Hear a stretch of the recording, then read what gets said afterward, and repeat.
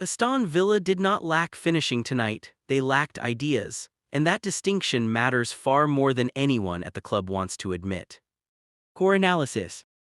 There is a comfortable lie that managers tell themselves after matches like this one. The lie sounds reasonable, it sounds almost optimistic. It goes something like this: we created enough, we just couldn't put the ball in the net. This narrative allows everyone to sleep easier. The players can blame bad luck. The coaching staff can point to expected goals. The fan base can comfort themselves with the idea that quality will eventually prevail. But this match at Selhurst Park did not expose a finishing problem. It exposed something far more uncomfortable. It exposed the structural exhaustion of a creative system that has been running on reputation rather than reinvention. Let us be precise about what happened here. Not in terms of events, not in terms of chances, but in terms of pattern. Aston Villa arrived with the same attacking framework they have deployed for months. The same rotations, the same combinations, the same areas of occupation. In Crystal Palace, a team fighting gravity in the lower half of the table read every single movement before it happened. That is not a finishing problem. That is a tactical visibility problem. When your opponent knows where the ball is going before you play it, the issue is not the final pass. The issue is everything that came before it. This is the illusion that this match destroyed.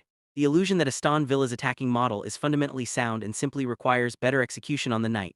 That illusion died on the cold South London turf. It died because Crystal Palace did not defend heroically.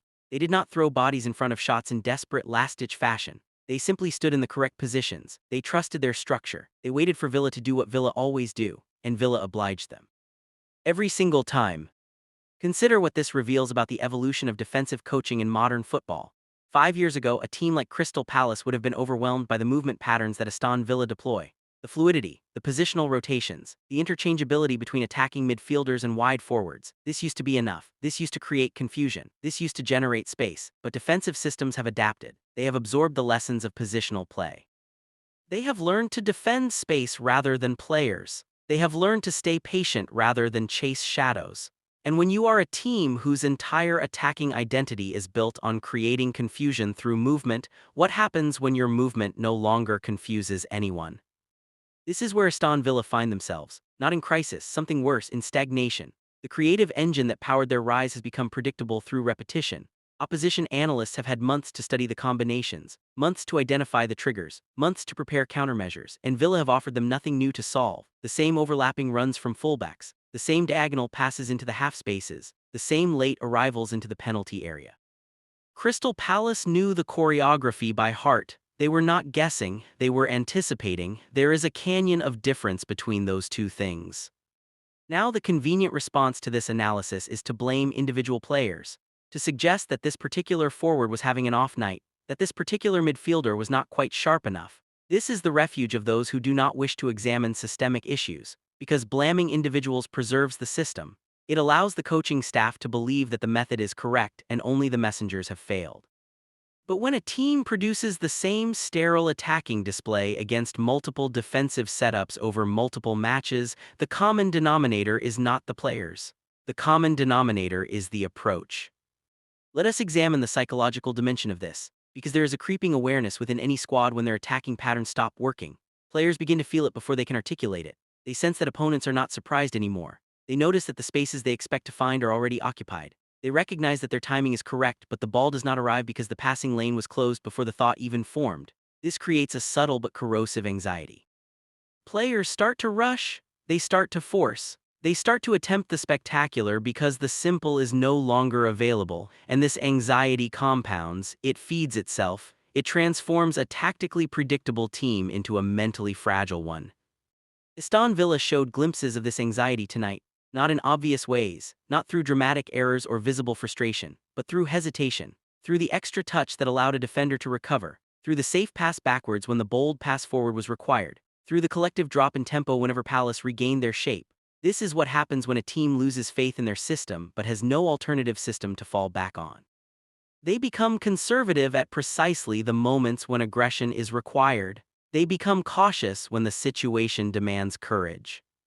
Crystal Palace deserve examination here as well, but not as heroes. That would be the wrong framing. What Palace demonstrated was something more interesting than heroism. They demonstrated tactical clarity. They knew exactly what they were trying to do. They knew exactly what they were trying to prevent. And they executed their plan with the kind of disciplined simplicity that is actually harder to achieve than complexity. Oliver Glasner has quietly reconstructed this team's defensive identity around principles rather than individuals. The system does not rely on one exceptional defender making exceptional interventions. It relies on everyone understanding their role within a collective structure. This is sustainable defending. This is defending that travels. This is defending that can be replicated against better opponents because it does not depend on inspiration. The contrast between the two approaches tonight was stark. Villa needed creativity to unlock the defense. Palace needed discipline to preserve their clean sheet. Discipline is easier to guarantee than creativity. Discipline can be coached. Discipline can be demanded. Creativity cannot be summoned on command. Creativity requires confidence. Creativity requires space. Creativity requires opponents who do not know what you are going to do next. Villa had none of these things.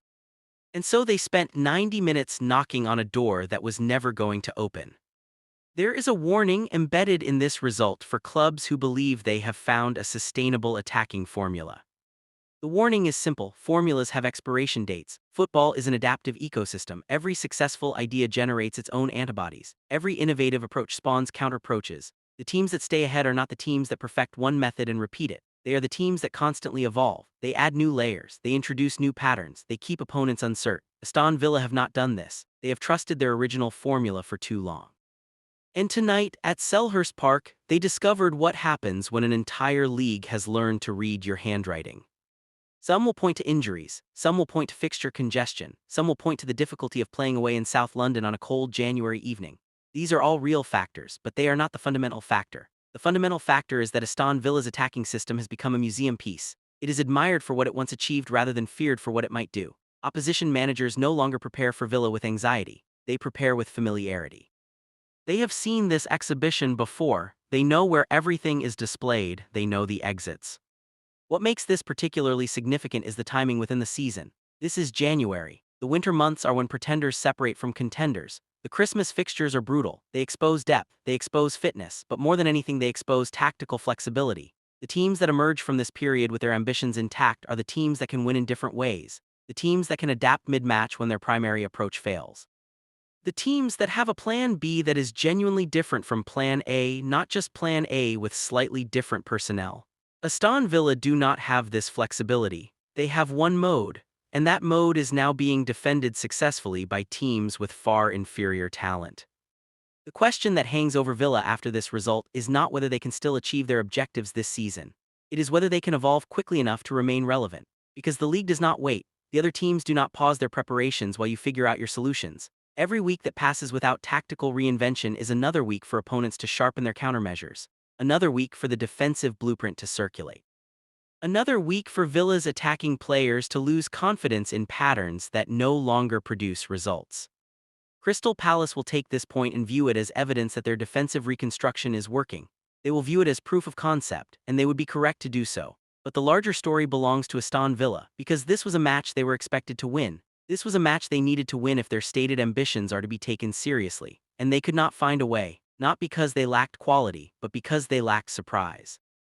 The illusion that died tonight was the illusion of creative sufficiency.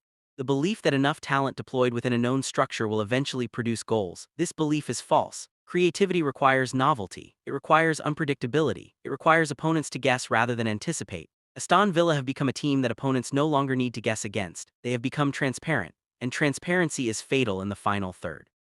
Some will disagree with this assessment. Some will suggest that Villa were unlucky, that the margins were fine, that a different bounce here or there changes everything. This is result-oriented thinking. This is the kind of analysis that learns nothing from matches that do not go to plan. The more honest assessment recognizes that this result was not an accident. It was a logical consequence of tactical visibility meeting defensive discipline. It was earned by Palace, and it was surrendered by Villa.